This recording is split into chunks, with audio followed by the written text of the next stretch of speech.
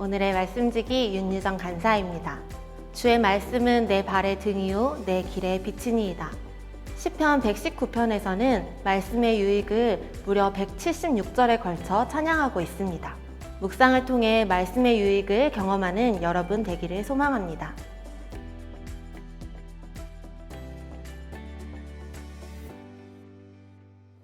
오늘 말씀에서 신임 총독 베스도는 전임자였던 벨릭스와는 달리 이 사건에 대해 알고 있는 것이 없었던 것으로 보입니다.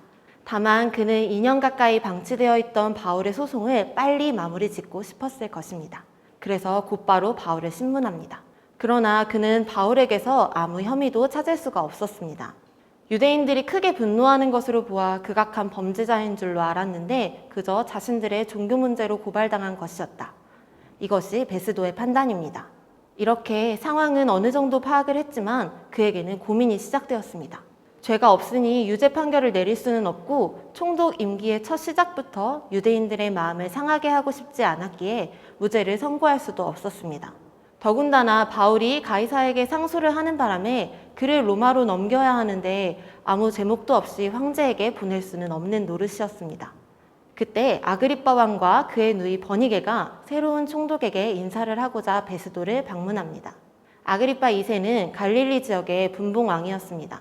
작은 지역을 다스리는 분봉왕에 불과했지만 그에게는 성전을 관할하는 권리와 대제사장 임명 권한이 있었기에 무시할 수 없는 영향력을 가진 자였습니다.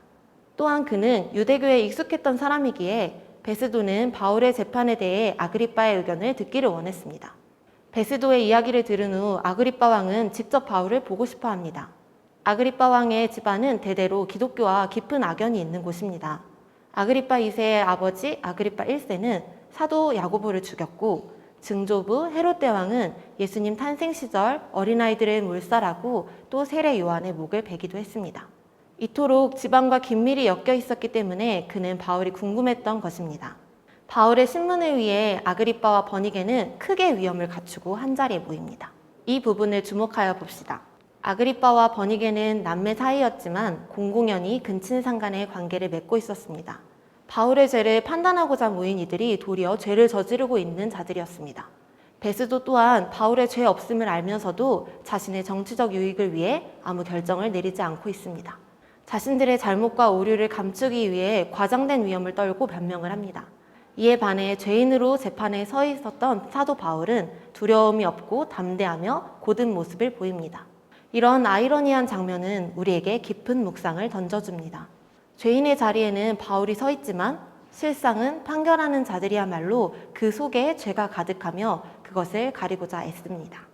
초라한 죄인의 자리에 있으나 진리를 따라 살아가기에 확신에 차 있고 흔들림 없는 바울의 모습은 우리가 진정 쫓아야 하고 지켜야 하는 것은 세상의 안녕이 아닌 하나님의 말씀과 믿는 자의 의로움이라는 것을 보여줍니다. 이 영상을 시청하는 사랑하는 모든 풍삼 독자 여러분, 바울은 진리 가운데 거하며 부끄럼 없이 살고자 했기에 어느 자리에서도 당당할 수 있었습니다. 이처럼 말씀을 붙잡는 자는 참 자유와 담대함을 소유하게 됩니다. 어떤 상황에도 말씀을 따라 사는 여러분이 되시기를 기도합니다. 또한 그로 인해 어두움을 밝히는 세상의 빛으로 살아가시기를 축복합니다.